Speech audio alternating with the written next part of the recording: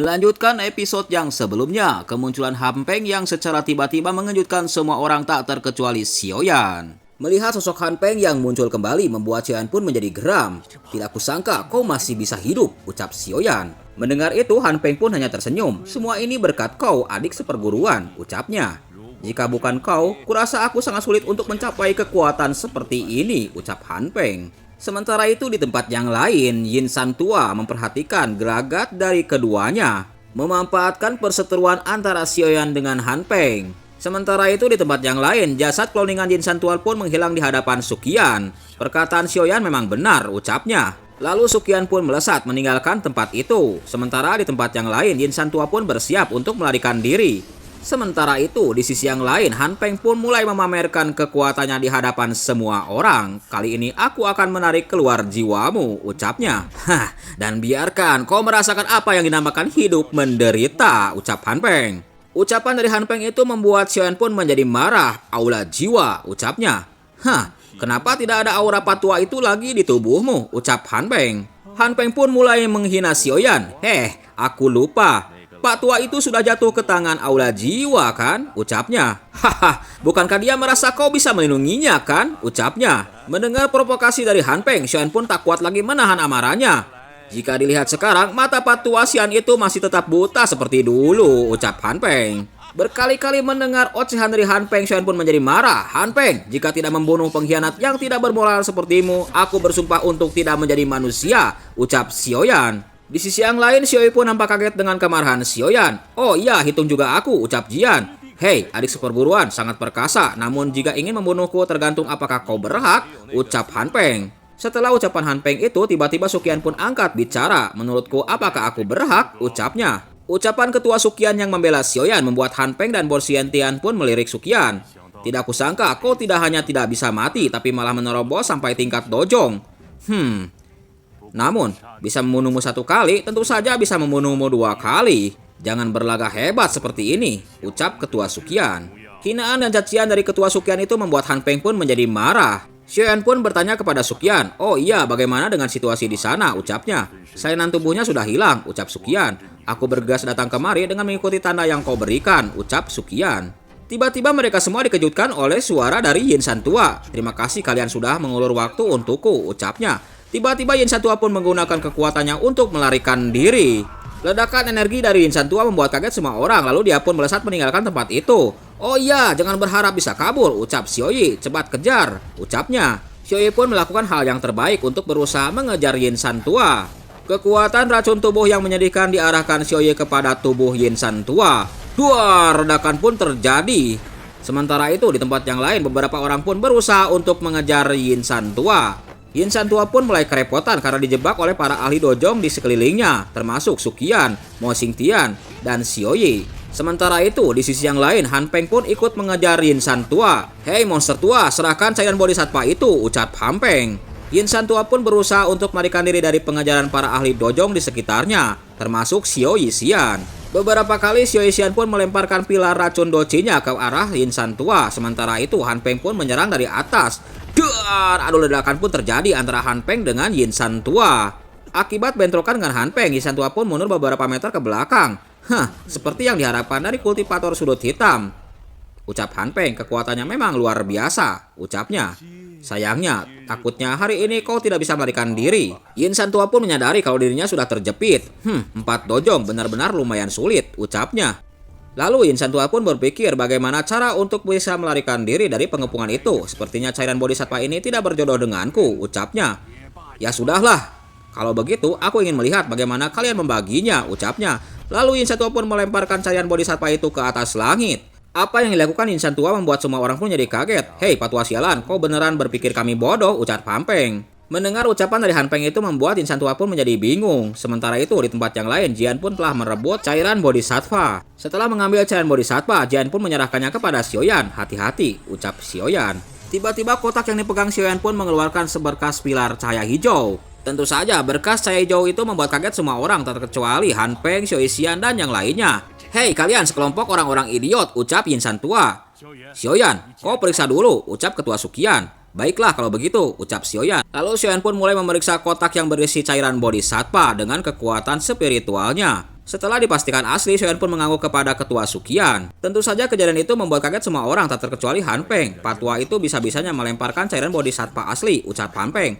Mana mungkin itu, kau menghapus tandanya, ucap Mo Xingtian kepada Yin Shan tua.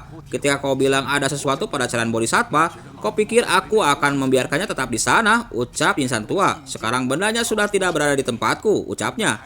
Kalian masih mau bertarung?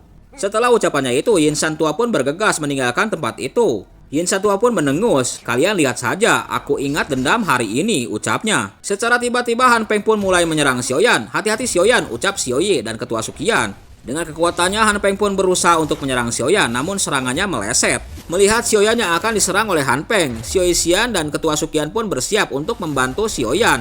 Hei ketua sektemo, kau masih berencana untuk diam saja, ucap Han Peng, berkata kepada Mo Xingtian. Hei ketua sektemo, Anda benar-benar berencana untuk menyerang kami, ucap Xiaoyan. Jika Anda bisa berhenti, aku pasti akan memberikan pil dojong setelah ini, ucap Xiaoyan, sambil menangkupkan kedua tangannya ke arah Mo Xingtian. Ketua sektemo, jangan masuk jebakan bocah ini, ucap Han Peng. Berdasarkan kemampuannya, dua kultivator dojong. Jika tidak memberikan, apa yang bisa kau lakukan kepada mereka, ucap Han Peng. Untuk sejenak, Mo Xingtian pun berpikir, hei ketua, jika ketuamu tidak percaya, aku bisa memberikan pil dojong kepadamu sekarang, bagaimana, ucap Xiaoyan. Dengan kekuatan batinnya, Han Peng pun mulai berbicara dengan ketua Mo Xingtian, hei ketua sektemo. Lalu Han Peng pun mengucapkan beberapa kata yang tidak bisa didengar oleh yang lainnya kepada Mo Xingtian. Mo Xingtian pun menjadi kaget, benarkah itu? Ucapnya, tentu saja, jika aku tidak menepati janji, ketua sektemo bisa langsung membuat perhitungan dengan lembah api iblis, ucap Han Peng. Baiklah kalau begitu, aku percaya padamu sekali ini saja, kuharap kau tidak mempermainkanku, ucap Mo Xingtian. Kalau tidak, aku akan membunuhmu, ucap Mo Xingtian. Di sisi yang lain, Xiaoyan pun nampak kesal karena ketua sektemo bersedia percaya pada pengkhianat guru. Aku juga tidak bisa mengatakan apapun, ucap Xiaoyan. Saran seperti itu layak bagiku untuk mengambil resiko, ucap Mo Xingtian. Bersiaplah, jangan menunda lagi, ucap Han Peng. Setelah ucapan itu selesai, terjadilah pertarungan antara kedua kubu, antara kubu Xiaoyan melawan kubu Han Peng. Semua orang telah bersiap dengan pertarungannya. Mo Xingtian harus menghadapi Xiao Xian, sementara itu Jian harus menghadapi Qisan dan Moya. Di tempat yang lain, Han Peng pun harus menghadapi ketua Sukian. Hei Patua, beberapa tahun ini tidak berjumpa. Hari ini kulihat dulu apakah kau masih seperti waktu itu, ucap Han Peng. Tidak kusangka Kaisar Pia yang mendominasi sudut hitam kini terpuruk hingga seperti ini, ucap ketua Sukian. Di sisi Xiaoyan, Jian pun mulai bersiap untuk menghadapi Moya dan Qisan. Lalu dia pun melesat, serahkan keduanya kepadaku, ucap Jian. Sementara itu, Xiaoyan pun mulai dikepung oleh ketiga ketua dari sekte lembah api iblis. Mau kemana kau, ucap Pang Yang. Lalu Pang Yang pun membuat sebuah arai untuk mengepung Xiaoyan. Xiaoyan pun mulai dijebak di tengahnya oleh kekuatan arai yang dimiliki oleh ketua Pang Yang dan dua ketua yang lainnya. Setelah arai terbentuk, akhirnya Pang Yang dan dua ketua yang lainnya menggabungkan kekuatannya untuk menyerang Xiaoyan. Tiba-tiba, buih api buatan pun muncul di atas Xiaoyan dan berusaha untuk menyerang Xiaoyan. Xiaoyan pun untuk sekilas nampak kaget dengan serangan itu. Aku sudah lama mendengar reputasi ketua Xiao di sudut hitam. Hari ini kami bertiga ingin mengujinya, ucap Pang Yang. Tiba-tiba Xiaoyan pun diserang oleh pilar doci yang sangat mengerikan. Melihat serangan pilar yang begitu banyak, Xiaoyan pun berusaha untuk melarikan diri dengan sayap docinya. Lalu dia pun melesat. Shit!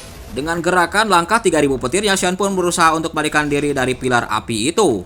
Namun Xiaoyan pun melihat kalau pilar api itu tetap mengejarnya ke sana kemari. Sementara itu di dalam formasi, Pang Yang dan dua ketua yang lainnya berusaha untuk mengendalikan energi api itu mengejar Xiaoyan pun kemanapun ia pergi. Energi api itu pun langsung menyerang Xiaoyan bertubi-tubi. Dihadapkan dengan serangan yang bertubi-tubi, Xiaoyan pun mulai terdesak oleh serangan Pang Yang dan dua ketua yang lainnya.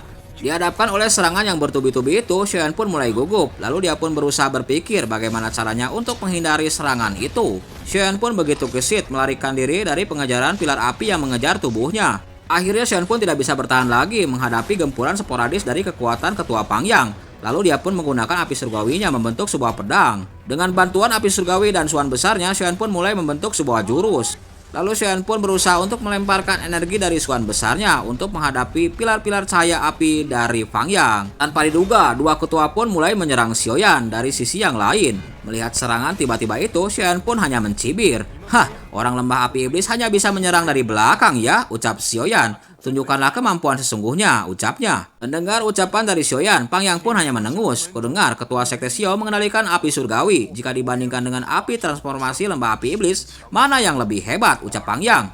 Hei ketua kedua dan ketua ketiga, Mari kita satukan kekuatan kita, ucap Pangyang. Setelah ucapan dari ketua Pangyang, dua ketua yang lainnya mengikuti.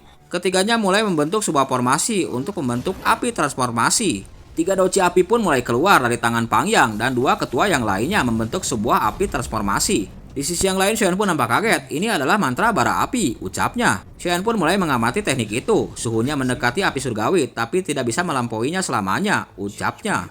Akhirnya, teknik transformasi api pun telah diselesaikan Pangyang dengan bantuan dua ketua yang lainnya. Tiga energi api itu pun mulai kembali lagi ke tubuh Pangyang dan dua ketua yang lainnya. Sehingga kekuatan ketiganya menjadi meningkat di hadapan Xiaoyan. Sementara itu di tempat yang lain, Xiaoyan pun mulai mengamati teknik dari transformasi api lembah api iblis. Melihat teknik itu, Xiaoyan pun hanya tersenyum. Hei ketua, memadukan api itu sepertinya akan melukai diri sendiri sebelum melukai orang lain, ucap Xiaoyan. Hah, menggunakan mantra bara api untuk memadukan api transformasi bisa lukai tubuh. Tapi asal bisa merebut kembali cairan bodhisattva, semua ini tidak seberapa, ucap Pangyang. Bara api itu adalah api transformasi, ucap Xiaoyan.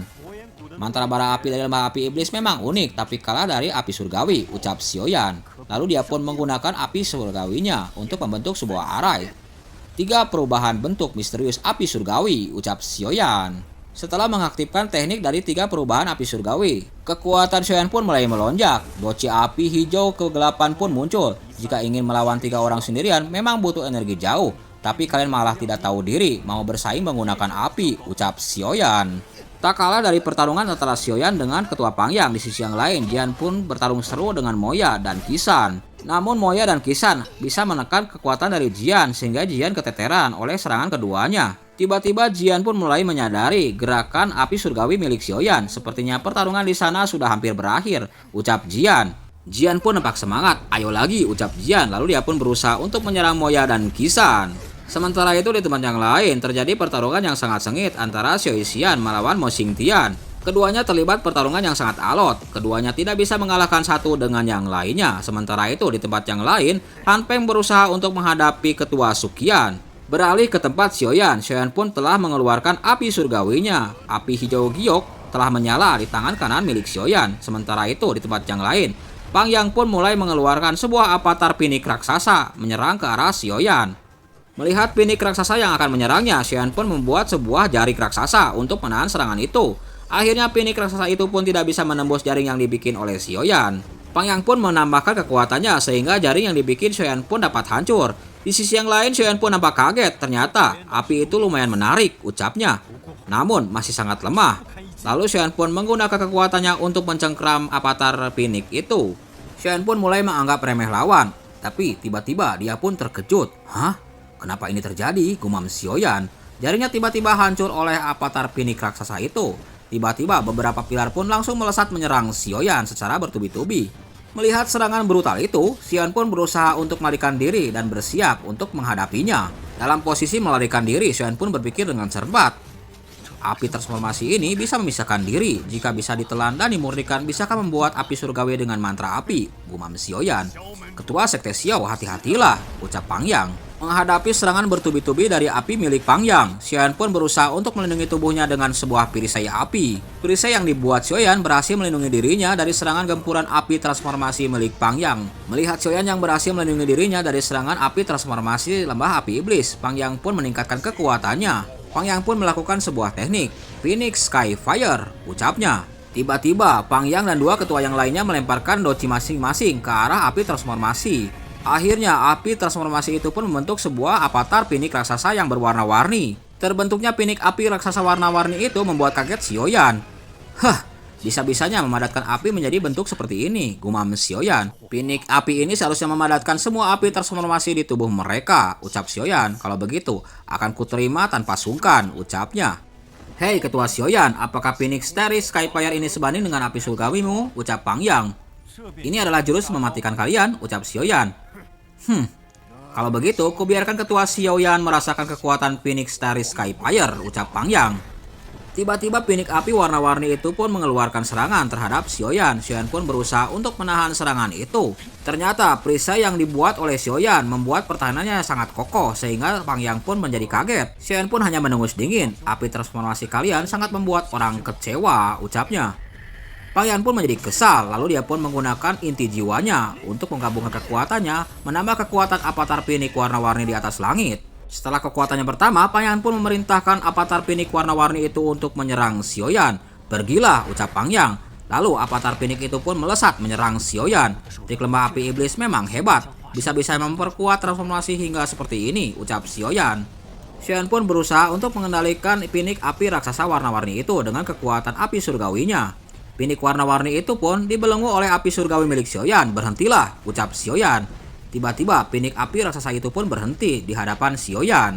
Bagaimanapun kuatnya avatar pinik warna-warni itu, tapi tidak bisa mendekati Xiaoyan. Sementara itu dari kejauhan, dua ketua dan Pang Yang pun nampak kaget oleh aksi dari Xiaoyan. Bos, cepat tarik pinik api itu. Api surgawi bocah ini terlalu kuat. Pinik api tidak bisa bertahan, ucap dua ketua. Mendengarkan itu, Pang Yang pun mencoba yang terbaik untuk menarik avatar pinik warna-warni itu. Ingin menggunakan trik yang sama sekali lagi, ucap Xiaoyan. Aku akan mengambil api transformasimu ini, ucapnya. Tiba-tiba Xiaoyan pun menempelkan telapak tangannya di kepala avatar pinik warna-warni itu dan menghisapnya. Ambil, ucap Xiaoyan. Tiba-tiba, kekuatan hisap yang sangat kuat menghisap api transformasi milik Pang Yang. Akibat Xiaoyan yang menghisap api transformasi itu, membuat Pang Yang dan dua ketua yang lainnya menghadapi serangan balik dari api transformasi. Sementara itu di tempat yang lain, Xiaoyan pun telah berhasil menarik api transformasi ke arah tangannya. Terima kasih atas pemberiannya dari kalian. Diberikan hadiah sebagus ini, rasanya tidak sopan jika tidak berterima kasih, ucap Xiaoyan. Di tempat yang lain, Pang Yang dan dua ketua yang lainnya menghadapi luka yang sangat serius. Pang Yang pun tidak menyangka kalau kekuatan api transformasinya dikalahkan oleh api surgawi milik Xiaoyan. Lalu dia pun berkata kepada Xiaoyan, api surgawi ketua Xiao memang luar biasa. Kami bertiga memang terlalu sombong, ucapnya. Tidak ada gunanya juga jika kau mengambil api transformasi. Sebaiknya begini saja, ketua Xiao, kembalikan saja api itu kepada kami. Kami janji akan segera pergi, tidak akan merebut cairan bodhisattva lagi, ucap Pang Yang. Bagaimana? Ucapnya. Hei ketua besar Fang, berdasarkan situasi saat ini, kalian pergi atau tidak apakah itu penting? Ucap Xiaoyan. Tiba-tiba Xiaoyan pun memasukkan api transformasi itu ke dalam mulutnya, sehingga membuat ketua Pang Yang dan dua ketua yang lainnya menjadi kaget. Hei dasar gila, ucap Pang Yang, berani-beraninya kau menelan api transformasi itu ke dalam mulutmu. Di sisi yang lain, Xiaoyan pun nampak senang melahap api transformasi itu. Hei ketua kedua dan ketua ketiga, bunuh dia, ucap Pang Yang. Segera, dua ketua itu pun mengepung Xiaoyan dan menyerangnya secara serentak. Menghadapi serangan kedua ketua yang berusaha menyerangnya, Xiaoyan pun berusaha untuk tenang. Lalu dia pun menahan kedua serangan itu. Dan akhirnya, dua ketua itu pun mati di tangan Xiaoyan.